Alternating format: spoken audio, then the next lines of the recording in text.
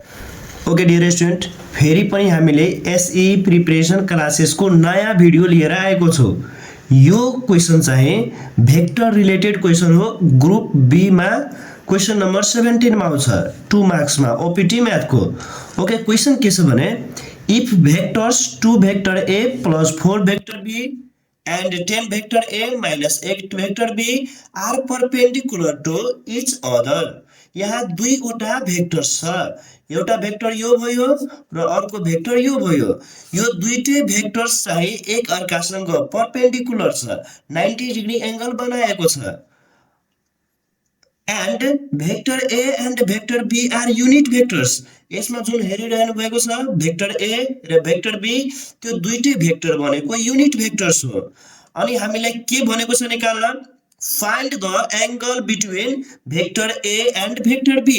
Vector a र vector b बीचको angle कति हुन्छ? त सबभन्दा पहिला हामी बुझौ युनिट भेक्टर्स। त युनिट भेक्टर्स भन्नाले के हुन्छ? त्यस्तो भेक्टर जुन भेक्टरको म्याग्निट्युड कति हुन्छ? 1, जसको म्याग्निट्युड कति हुन्छ? 1। त सबभन्दा अब हामी यसको सोलुसन तिर जाऊ। त सबभन्दा पहिला हामी लेख्यो हियर लेट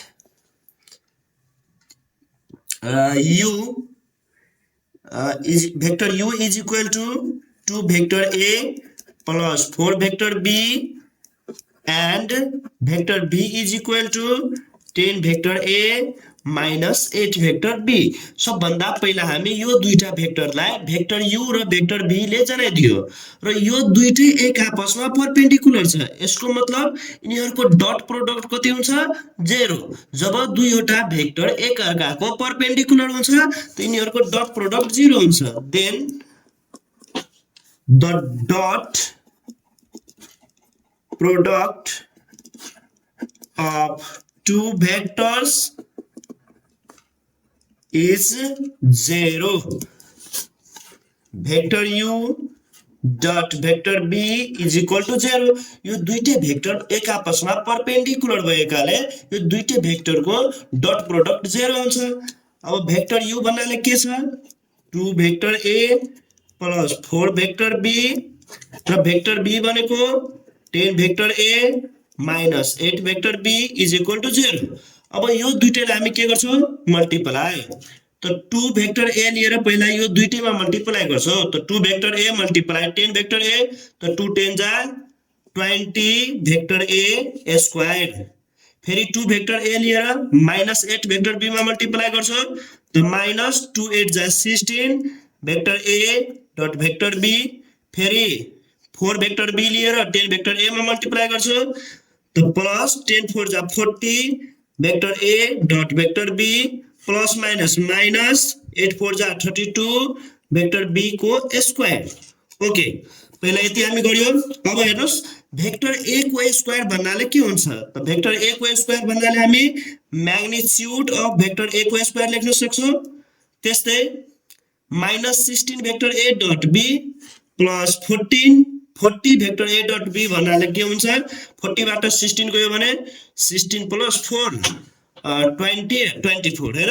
त plus 24 vector a dot vector b minus 32 vector b को स्क्वायर भनेको म्याग्निट्युड अफ भेक्टर b को whole square is equal to 0।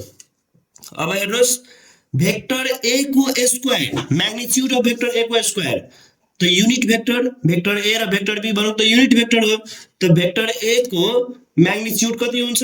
1। त हामी लेख्छौं यहाँ 1 को स्क्वायर प्लस 24। अब हेर्नुस् vector a dot vector b भन्नाले के हुन्छ? त हामीलाई दुईवटा भेक्टर बीचको एंगल निकाल्ने फर्मुला के हुन्छ? cos θ is equal to vector a dot vector b by magnitude of vector a magnitude of vector b।